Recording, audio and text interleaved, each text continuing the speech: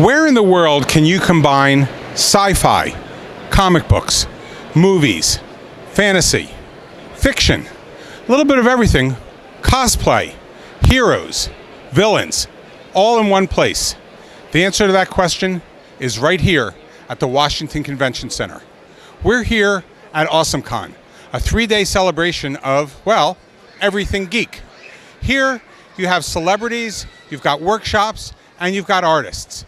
We're going to talk to some of them. Let's go take a look. Tell me a little bit about yourselves and your, I won't call them costumes, uniforms. Well, I just found out about cons about last year, and it is just an amazing experience to come and see so much creativity, and why not come back and make new friends or keep an eye on the enemy?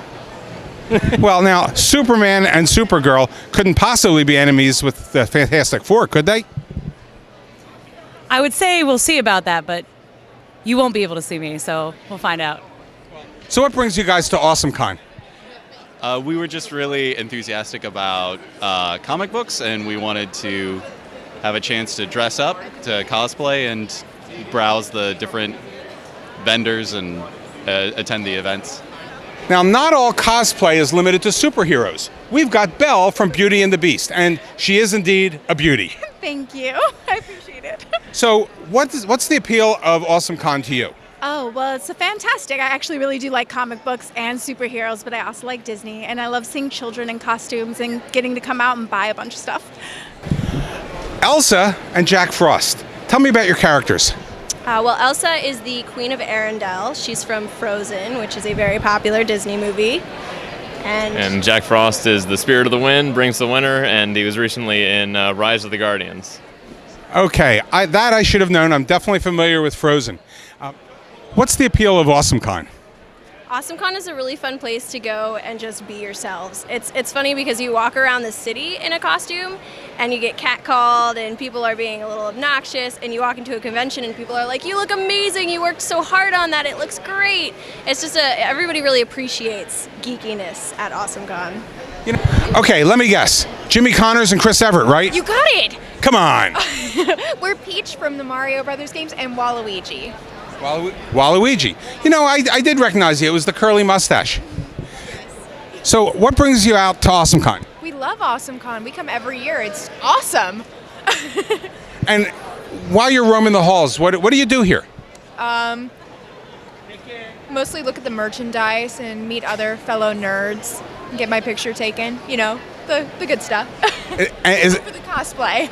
That's great. Is there a lot of interaction with other characters? Oh, definitely. Definitely. All the time. Everyone loves him because he's kind of a funny character. And you? Me? I'm just cute. And what makes you funny? Wow. Got it. Okay, with Chris Everett and Jimmy Connors. Here we go. Charles Martinet is the voice of Mario and many other characters. Tell us about it. Hello to all my friends in Washington, D.C. It's me, Mario. Woohoo! Mamma mia! You guys, you number one. Ha ha! Oh yeah, number one. Ho ho! Oh yeah, Luigi too. Number one. Now, Mario, the popularity of Mario has grown in leaps and bounds. What is it, 2 decades now? It's more than 30 years, and I've been so fortunate to do the voice for the last 25, going in 26 years. So fun. It's just so great. What's the appeal of Mario? You know, I think it's a tribute to the creative teams at Nintendo. Everybody loves video games. Everybody enjoys making them, playing them, and the characters stayed consistent through the years with more adventures from side-scrolling into 3 dimensions, into the other galaxies and things. It's just been more fun every single time. And, you know, I'm the luckiest guy in the world because I get to do what I love to do, the voice of Mario, and then I get to come to this awesome con in Washington, D.C. and meet Mario fans who are the nicest people in the world. Ben Penrod's the show manager. Tell us a little bit about the show, Ben. Yeah, so AwesomeCon is in its 4th year.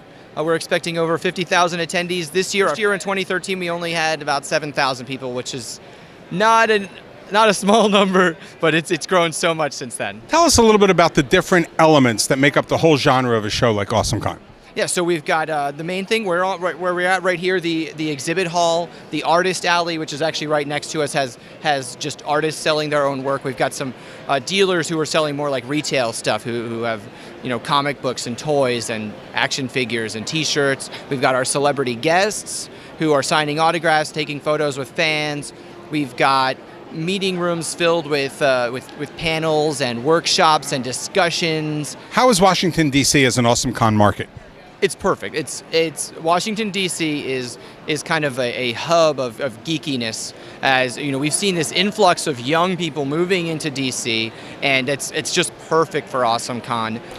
For 3 full days, if you're a fan of everything that appeals to followers of The Big Bang Theory, this is undoubtedly the place for you. But you really have to be careful. There are a lot of scary, dangerous people around here.